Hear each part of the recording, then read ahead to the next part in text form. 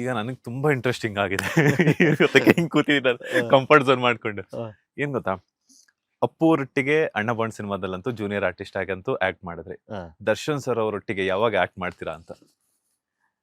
ಯಾಕಂತಂದ್ರೆ ಅವ್ರ ಪ್ರೊಡಕ್ಷನ್ ಅಲ್ಲಿ ಕೆಲಸ ಮಾಡಿದಾರ, ಅವ್ರ ಮೆಚ್ಚುಗೆಯನ್ನ ಪಡ್ಕೊಂಡಿದಾರ, ಅವ್ರ ಕಡೆಯಿಂದ ನೀವ್ ಚೆನ್ನಾಗ್ ಮಾಡ್ತೀರಾ, ಚೆನ್ನಾಗ್ ಮಾಡ್ತೀಯ ಚಿನ್ನ ಅಂತ ಹೇಳ್ಬಿಟ್ಟು ಒಂದ್ಸಲ ಫೋಟೋಗೋಸ್ಕರನೇ ಎಷ್ಟೋ ಜನ ವೆಯ್ಟ್ ಮಾಡ್ತಿರ್ತಾರೆ. ಅವ್ರನ್ನ ಮೀಟ್ ಆಗ್ಬೇಕು, ಒಂದ್ ಶೇಕ್ ಹ್ಯಾಂಡ್ ಕೊಡ್ಬೇಕು, ಒಂದ್ ಫೋಟೋ ತೆಗೆಸ್ಕೋಬೇಕು ಅನ್ನೋಂಥದ್ದು.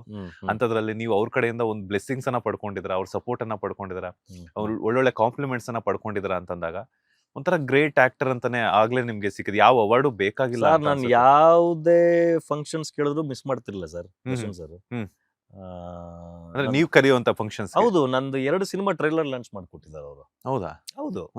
ಆಮೇಲೆ ಅದೇ ಇವ್ರು ಪ್ರಿಯಮಣಿ, ಕಿಶೋರ್, ಮಯೂರಿ ನಾವು ಸೇರ್ಕೊಂಡು ಮಾಡಿದ್ವಲ್ಲ ಸಿನಿಮಾ. ನನ್ನ ಪ್ರಕಾರನ ಸಿನಿಮಾಗೆ ಕೇಳಿದ ತಕ್ಷಣ ಟ್ರೈಲರ್ ಲಾಂಚ್ ಮಾಡ್ಕೊಟ್ರು ಅವರು.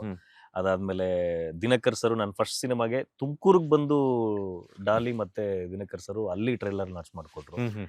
ಇನ್ನೊಂದು ಸಿನಿಮಾಗೆ ಸುದೀಪ್ ಸರ್ ಲಾಂಚ್ ಮಾಡ್ಕೊಟ್ರು. ಸೊ ಎಲ್ಲಾ ಸ್ಟಾರ್ಗಳು ಪ್ರತಿಯೊಂದು ಸಿನಿಮಾಗೂ ಏನಾದ್ರೂ ಒಂದು ಸಪೋರ್ಟ್ ಮಾಡ್ತಾನೆ ಇರ್ತಾರೆ. ದರ್ಶನ್ ಸರ್ ನಾನು ಒಂದ್ಸಲಿ ಕೇಳಿದ್ದೆ. ಆಕ್ಚುಲಿ ನಾನು ಯೂಶಲಿ ಮಿಸ್ಯೂಸ್ ಮಾಡ್ಕೊಳಲ್ಲ, ಕೇಳಲ್ಲ ಹಂಗೆ. ಒಡೆಯ ಸಿನಿಮಾ ಮಾಡ್ಬೇಕಾದ್ರೆ ಆ ಸಿನಿಮಾ ಆಗಿತ್ತು. ಆ ಟೈಮ್ ಬರ್ಡೇಗೆನ ಮನೆಗೇನೋ ಹೋದಾಗ, ಅಣ್ಣ ಮಾಡ್ತಾ ಇದೀನಿ ನಿಮ್ ಸಿನಿಮಾದಲ್ಲಿ, ಒಳ್ಳೆ ಕ್ಯಾರೆಕ್ಟರ್ ಯಾವ್ದಾನ ಇದ್ರೆ ಮಾಡ್ಸಿಯೋಣ ಅಂತ ನನಗೆ ಬೈದು ಬಿಟ್ಟಿದ್ರೆ. ಆಕ್ಚುಲಿ ಯಾಕೆ ಇಷ್ಟು ಬೇಗ ಸುಸ್ತಾಗೋದ ನೀನು, ಹೀರೋ ಆಗಿ ಮಾಡ್ತಿದ್ಯಾ ತಾನೆ, ಹೀರೋ ಆಗಿ ಮಾಡ್ತಿದ್ಯಾ, ಕೊನೆವರೆಗೂ ಕಷ್ಟಪಡು, ಏನು ಆಗ್ದಿಲ್ಲ ಏನು ಆಗ್ತಿಲ್ಲ ಅನ್ನೋ ಟೈಮಿಗೆ ನಾನು ಕ್ಯಾರೆಕ್ಟರ್ ಮಾಡಿಸ್ತೀನಿ, ನಾನು ಏನ್ ದೊಡ್ಡ ವಿಷಯ ಅಲ್ಲ ನೆಕ್ಸ್ಟ್ ಸಿನಿಮಾದಲ್ಲಿ ಕ್ಯಾರೆಕ್ಟರ್ ಮಾಡಿಸೋದು. ನೀನ್ ಹೀರೋ, ಅವ್ರು ಯಾವಾಗ್ಲೂ ಹೀರೋ ಹೀರೋ ಅಂತ ಕರೆಯೋದು, ನಾನು ಹೆಸರಿಟ್ ಕರೆಯಲ್ಲ ಅವರು. ಬನ್ರಿ ಹೀರೋ, ಕುತ್ಕೊಳ್ರಿ ಹೀರೋ, ಮಾತಾಡ್ರಿ ಹೀರೋ, ಈ ತರ ಕರೆಯೋದು. ಹೀರೋ ಅಂತಾನೆ ಮಾತಾಡ್ಸಿದ್ದವ್ರು. ಅಷ್ಟೊತ್ತಿಗಾಗ್ಲಿ ನಾನು 3 ಸಿನಿಮಾ ಮಾಡಿದ್ದೆ. ಸಕ್ಸಸ್ ಸಿಗುತ್ತೋ ಬಿಡುತ್ತೋ, ನೀನೊಬ್ಬ ಹೀರೋ. ಇವತ್ತು ನೀನ್ ಯಾವಾಗ ನಿನ್ ಶುಕ್ರವಾರ ಯಾವಾಗ ಆಗುತ್ತೆ ಅಂತ ಗೊತ್ತಿಲ್ಲ. ಅಲ್ಲಿವರೆಗೂ ನೀನ್ ಡೌನ್ ಆಗ್ಬೇಡ, ನೀನ್ ಕೆಳಗಡೆ ಬಂದ್ ಕ್ಯಾರೆಕ್ಟರ್ ಆರ್ಟಿಸ್ಟ್ ಆಗ್ಬೇಡ. ನೀನು ಮಾಡು, ಹೀರೋ ಆಗಿ ಮಾಡ್ತಿದ್ಯಾ ತಾನೆ. ನೀನ್ ಯಾವತ್ ಆಗ್ತಾನೆ ಇಲ್ಲ ನೀನು ಹೀರೋ ಆಗಿ, ನಿಂಗೆ ಬರ್ತಿಲ್ಲ ಪಾತ್ರಗಳಂತೇಳಿ ಅವಾಗ ಮಾಡಿಸ್ತೀನಿ ಅಂತ ಹೇಳಿದ್ರು. ಏನೋ ಅವ್ರು ಹೇಳಿದ್ದು ಬಾಯಾರಿಕೆಯಿಂದ ಸಿನಿಮಾಗಳು ಮಾಡ್ತಾನೆ ಇದೀನಿ. ಬಟ್ ಒಂದಿನ ಮಾಡ್ಬೇಕು ಆಸೆ, ಬಟ್ ಮಾಡಿ ಬೈದಿದ್ರು ನನಗೆ. ಹೀರೋಗಿ ಮಾಡ್ತಿದ್ವಿ, ಹೀರೋಗಿ ಮಾಡು ನೀನು ಅಂತ ಹೇಳಿದ್ರು. ಬರ್ಲಿ ಸರ್, ಈಚೆ ಬರ್ಲಿ, ಎಲ್ಲ ಅವ್ರದ್ದೇನು ಕಷ್ಟಗಳಿದೆ ಎಲ್ಲ ಮುಗಿಸ್ಕೊಂಡು ಈಚೆ ಬಂದ್ಮೇಲೆ ಅದು ಹಣೆ ಬರದಲ್ಲಿ ಇತ್ತು, ಮಾಡ್ಬೇಕು ಅನ್ನೋ ಋಣ ನಮ್ಮಲ್ಲಿದ್ರೆ ಆಬ್ವಿಯಸ್ಲಿ ಯಾರಿಗೆ ಇಷ್ಟ ಇರಲ್ಲ ಅವ್ರ ಜೊತೆ ಆಕ್ಟ್ ಮಾಡೋದಕ್ಕೆ. ಎಷ್ಟು ಬೇಜಾರಾಯ್ತು. ಯಾಕಂತಂದ್ರೆ ಈಗ ಹೇಳ್ತಿದ್ರೆ ಇಷ್ಟೊಂದು ಒಡನಾಟವನ್ನ ಇಟ್ಕೊಂಡಿದ್ರ, ಅವರು ಹೆಗಲ್ ಮೇಲೆ ಕೈ ಹಾಕೊಂಡು ಒಂದು ಸಿನಿಮಾ ಒಂದ್ 4-5 ಅವರ್ಸ್ ಅನ್ಕೋಣ. ಯಾಕಂತಂದ್ರೆ ಪಕ್ಕದಲ್ಲಿ ಕೂರಿಸ್ಕೊಳ್ಳೋದು, ಮಾತಾಡುವಂಥದ್ದು ಒಂದು ಅರ್ಧ ಗಂಟೆ, ಒಂದ್ 3 ಅವರ್ಸ್ ಸಿನಿಮಾ ಅನ್ಕೋಣ. ಅದಾದ ನಂತರ ಒಂದು ½ an hour ಅನ್ಕೋಣ. ಟೋಟಲ್ 4 ಅವರ್ ನಿಮ್ ಜೊತೆ ಪಕ್ಕದಲ್ಲೇ ಕೂರಿಸ್ಕೊಂಡು ನಿಮ್ಮನ್ನ ಅಷ್ಟೊಂದು ಚೆನ್ನಾಗಿ ಹೀರೋ ಆಗಿ ಚಿನ್ನ ಅನ್ಕೊಂಡು ತಮ್ಮನ್ ತರ ಟ್ರೀಟ್ ಮಾಡಿದಾರೆ ಅಂತಂದ್ರೆ ಆ ಭಾಗ್ಯ ನಿಜವಾಗ್ಲೂ ಒಂಥರ ನಿಮ್ ಬ್ಲೆಸ್ಸಿಂಗ್ಸ್ ಅಂತಾನೆ ಹೇಳ್ಬೋದು ಸರ್. ಫಸ್ಟ್ ಟೈಮ್ ಅವ್ರು ನೋಡಿದಾಗ ನನಗೆ ಕಣ್ಣಲ್ಲೆಲ್ಲ ನೀರು ಬಂದ್ಬಿಟ್ಟಿತ್ತು ಸರ್. ಫಸ್ಟ್ ಟೈಮ್ ಅವ್ರನ್ನ ನೋಡಿದ್ ನಾನು. ಎಲ್ಲಿ ನೋಡಿದ್ರಿ ನೀವು? ಅಂದ್ರೆ ರೆಗ್ಯುಲರ್ ಆಸ್ ಎ ಫ್ಯಾನ್ ಆಗಿ ನಾನು ತುಮಕೂರಲ್ಲಿ ನೋಡಿದ್ ಬೇರೆ. ಚಿಂಗಾರಿ ಅಂತ ಒಂದು ಸಿನಿಮಾ ಆಡಿಯೋ ಲಾಂಚ್ ಅವಾಗ ತಾನೇ ಇಂಡಸ್ಟ್ರಿಗೆ ಬಂದಿದ್ದೆ, ಇನ್ನು ಜೂನಿಯರ್ ಆರ್ಟಿಸ್ಟ್ ಆಗೆಲ್ಲ ಮಾಡ್ತಿದ್ದೆ ನಾನು.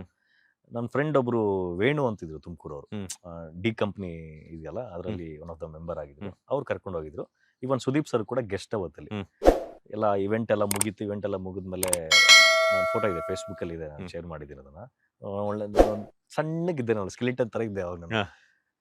ವೈಟ್ ಡ್ರೆಸ್ಸು, ಅವ್ರಿಗೆ ಸಾರ್ಥಿ ಎಲ್ಲ ರಿಲೀಸ್ ಆಗಿ ಚಿಂಗಾರಿ ಎಲ್ಲ ಆಗಿತ್ತಲ್ಲ, ಫುಲ್ ಟ್ರಿಮ್ ಆಗ್ಬಿಟ್ಟಿದ್ರು, ಚಿಕ್ಕ ಚಿಕ್ಕ ಕೂದಲುಗಳಿತ್ತು ಸರ್ದವಾಗ.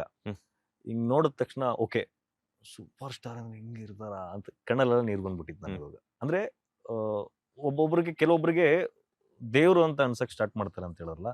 ಫಸ್ಟ್ ಟೈಮ್ ನಂಗೆ ನೋಡಿದ ತಕ್ಷಣ ನನ್ಗೆ ಆ ಫೀಲ್ ಬಂದಿದ್ದು, ಒಬ್ಬ ಸ್ಟಾರ್ ಅಂದ್ರೆ ಆಯ್ಟು ಹಿಂಗ್ ನೋಡಿದ ತಕ್ಷಣ ಅನ್ಸಿದ್ದು. ಅದಾದ್ಮೇಲೆ ಅವ್ರ ಜೊತೆ ಜರ್ನಿ ಮಾಡಿದ್ದು, ಅವ್ರ ಪ್ರೊಡಕ್ಷನ್ ಕೆಲಸ ಮಾಡಿದ್ದು, ಪ್ರತಿ ಬರ್ಡೇಗೂ ನಾವು ಅವ್ರ ಮನೆಗೆ ಹೋಗ್ತಿದ್ದು. ಅದಾದ್ಮೇಲೆ ನಾವು ಯಾವುದೇ ಇವೆಂಟ್ಗಳು ಕರೆದ್ರು ಅವ್ರು ಬಂದು ನಮಗೆ ಸಪೋರ್ಟ್ ಮಾಡ್ತಿದ್ದು. ಇದೆಲ್ಲ ಆಗಿ ಸಡನ್ ಆಗಿ ಈ ಥರದ್ದು ಹಿಂಗೆ ಒಂದು ನ್ಯೂಸ್ ಬಂದು ಹಿಂಗೆ ಒಳಗಡೆ ಹೋಗ್ಬೇಕಾದ್ರೆ, ಹೊರಗಡೆಯಿಂದ ಸರ್ನ ನೋಡೋ ರೀತಿ ಬೇರೆ, ದರ್ಶನ್ ಸರ್ನ ನೋಡೋ ರೀತಿಯಿಂದ ಬೇರೆ, ಅಥವಾ ಅವ್ರ ಬಗ್ಗೆ ಗೊತ್ತಿಲ್ಲದೆ ಇರೋರು ಅವ್ರ ಬಗ್ಗೆ ಮಾತಾಡೋ ರೀತಿ ಬೇರೆ.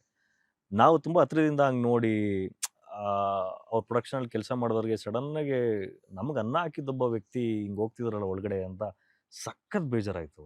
ಅದನ್ನ ಹೇಳ್ಕೊಳಂಗಿಲ್ಲ, ಬಿಡಂಗಿಲ್ಲ. ಕೆಲವೊಬ್ರು ಏನ್ ಮಾಡ್ತಾರೆ, ಅದನ್ನ ಎಕ್ಸ್ಪ್ರೆಸ್ ಮಾಡ್ಬಿಡ್ತಾರೆ, ಯಾವ್ದೋ ಒಂದು ಇಂಟರ್ವ್ಯೂಲೋ ಅಥವಾ ಎಲ್ಲೋ ಅವ್ರ ಪೋಸ್ಟ್ ಮುಖಾಂತರ ಎಕ್ಸ್ಪ್ರೆಸ್ ಮಾಡ್ಬಿಡ್ತಾರೆ. ನಮ್ಗೆ ಏನ್ ಮಾತಾಡ್ಬೇಕು ಅಂತಾನೆ ಗೊತ್ತಾಗ್ಲಿಲ್ಲ, ಏನ್ ಹೇಳ್ಬೇಕು ಅಂತಾನೆ ಗೊತ್ತಾಗ್ಲಿಲ್ಲ. ಯಾಕೆಂದ್ರೆ ನಾವು ನೋಡಿದ್ದು ಸರ್ ಬೇರೆ, ಇದು ಸಿಚುಯೇಷನ್ ಅಲ್ಲಿ ಹಿಂಗ ಆಗ್ಬಾರ್ದಿತ್ತು, ಹಿಂಗ ಆಗೋಯ್ತು. ಅದಕ್ಕೆ ಪಾಪ ಅವರು ರೇಣುಕಾ ಸ್ವಾಮಿ ಅವ್ರು ಮಾಡಿದ್ದು ತಪ್ಪು ಕೆಲ್ಸನೇ. ಸರ್ ಅವ್ರು ಆ ಥರದ ವ್ಯಕ್ತಿ ಅಲ್ಲ ಸರ್, ನನಗೆ ಗೊತ್ತಿರಂಗೆ. ಅದು ಯಾಕೆ ಹಂಗೆ ಟ್ರಿಗರ್ ಆಗಿ ಆ ಥರ ಹಂಗೆ ಹೊಡೆದ್ರು ಅಥವಾ ಇನ್ನೊಂದು ಮಾಡಿದ್ರು ಅನ್ನೋದು ನಮಗೆ ಗೊತ್ತಿಲ್ಲ. ನಾವು ನೋಡಿದ ಸರ್ರು ಹಿಂಗೆ ಕೂತ್ಕೊಂಡ್ರೆ ಊಟ ಮಾಡೋದಲ್ಲೇ ಕಳಿಸ್ತಿರ್ಲಿಲ್ಲ ನಮ್ಮನ್ನ. ಯಾವುದೇ ಕ್ಯಾರವಾನ್ಗೆ ನಾವು ಮಾತಾಡ್ಸೋಕೆ ಹೋದಾಗ ಪಕ್ಕದಲ್ಲಿ ಕೂರಿಸಿ ಊಟದ ಟೈಮ್ವರೆಗೂ ವೆಯ್ಟ್ ಮಾಡಿಸಿ ನಮ್ಮನ್ನ ಊಟ ಮಾಡಿಸಿ 4 ಥರ 5 ಥರ ನಾನ್ ವೆಜ್ ನಂಗೆ ಊಟ ಮಾಡಿಸಿ ಕಳಿಸ್ತಿರೋಂಥ ವ್ಯಕ್ತಿ ಆ ಥರ ಮಾಡೋಕ್ಕೆ ಚಾನ್ಸ್ ಇಲ್ಲ. ನಾನು ಅದನ್ನು ನೋಡಿದೆ ಇದರಲ್ಲೆಲ್ಲ, ಏನೋ ಅವ್ರನ್ನ ಊಟ ಕೊಟ್ಟರು, ಬಸ್ ಚಾರ್ಜ್ ಕೊಟ್ಟು ಕಳಿಸಿ ಅಂತ ಹೇಳಿದ್ರಂತೆ. ಅದಾದ್ಮೇಲೆ ಏನೋ ಆಯ್ತಂತೆ. ಎಲ್ಲರಿಗೂ ನಮ್ಗೇನಂದ್ರೆ ಫ್ರಾಂಕ್ ಆಗಿ ಎಲ್ಲ ನ್ಯೂಸ್ಗಳು ನೋಡಿ ನಮಗೂ ಗೊತ್ತಾಗಿರೋದು ವಿಷಯ. ಬಟ್ ಡೆಫಿನೆಟ್ಲಿ ಆ ವ್ಯಕ್ತಿಗೆ ಹಿಂಗೆ ಆಗ್ಬಾರ್ದು ಸರ್, ಫ್ರಾಂಕ್ ಆಗಿ ಹೇಳ್ತೀನಿ.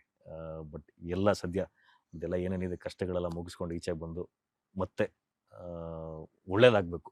ಯಾಕಂದ್ರೆ ನಮಗೆ ಅನ್ನ ಹಾಕಿರೋ ಪ್ರೊಡಕ್ಷನ್ನು ಮಾಲೀಕ ಅವ್ರಿಗೆ ಒಳ್ಳೇದಾಗಬೇಕು ಸರ್. ಲೇಟೆಸ್ಟ್ ಹಾಗೂ ಇಂಟ್ರೆಸ್ಟಿಂಗ್ ಸುದ್ದಿಗಳಿಗಾಗಿ ಬಾಸ್ ಟಿವಿ ಕನ್ನಡ ಚಾನೆಲ್ನ ಸಬ್ಸ್ಕ್ರೈಬ್ ಮಾಡಿ, ಹಾಗೆಯೇ ಬೆಲ್ ಐಕಾನ್ ಪ್ರೆಸ್ ಮಾಡಿ.